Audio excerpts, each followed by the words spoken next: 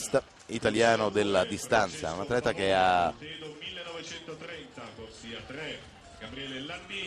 si è fermato, non mi riferivo al computer. E il Francesco Vespe, che a centro vasca sembra aver voglia di, come dire, tornare a quei livelli. Vediamo, 1:57,91, la dice già lunga, no Luca? In qualificazione. Il tempo richiesto per i 200 farfalla è di 1:55,65, quindi un tempo, insomma, difficile da raggiungere, no? Sì, leggermente al di sotto del record italiano, 8 decimi, insomma un leggermente relativo, sì. 1:56,33, il record che appartiene a Vespe, l'ha ottenuto a Riccione nel marzo di quest'anno. Vespe ritrovato nella stagione 2009, in cui ha migliorato i suoi crono vecchi, oramai datati 2006, anno in cui centrò la finale europea a Budapest. Di fianco a lui la rivelazione dell'anno passato, Nicolò Beni, uomo che ha da sempre impostato le gare su un primo 100 metri all'attacco, ha dimostrato però di avere anche capacità di tenere fino in fondo. Eccolo Vespe, mi sembra che sia partito comunque con una certa determinazione. È un atleta capace di avere grande seconda parte di gara, vediamo, il suo passaggio è leggermente attardato rispetto a Furlan, Natullo e Landini, ma è lì, 26,61 il passaggio di Vespe, 26,35 quello di Furlan, primo ai 50. Per Landini una grande stagione indoor e poi la conferma anche quest'inverno, e qua mi sembra intenzionato a cercare il colpo. Bene anche in corsia 8 Joseph Davide Natullo, altro partenopeo, titolo europeo giovanile per lui in questa distanza oramai di diversi anni fa. Poi 56 netto Landini, 55,99 Vespe, c'è qualcosa che non quadra nel cronometraggio.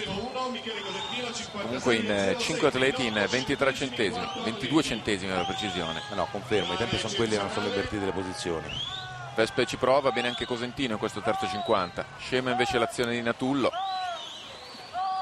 Vespe a centro vasca e Cosentino poco più sopra, appena dietro, 11 centesimi Vespe e Cosentino Beni, questo è il terzo all'ultima vasca, veramente l'ultima salita di questa due farfalla, e Vespe sembra riuscire a tenere bene. Anche rientra in corsia 5 Nicolò Beni. Grande finale, grande, cede forse la quinta corsia, testa a testa tra Vespe e Cosentino. Vespe avanti, il tocco decisivo, si allunga malissimo, è Cosentino. Però infatti Vespe butta via la vittoria, 1:56,97, 1:56,99, ambedue sotto l'1:57.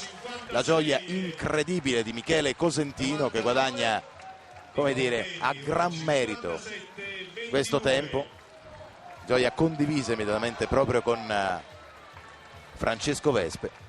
Beh, i due si sono allenati spesso quest'anno insieme, e da cui questo abbraccio. Vespe è andato spesso con l'ex tecnico federale Stefano Morini, oggi all'Ispra, dove nuota Cosentino. Esatto.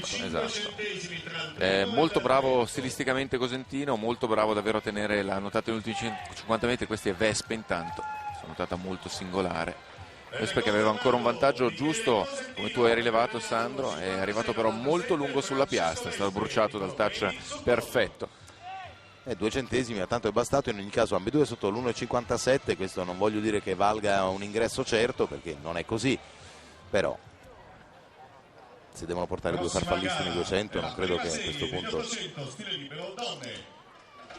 C'è l'1,56,63 di Beni a Riccione, non so, adesso forse vale la pena sentirli addirittura tutti e due. Esatto, li sto aspettando.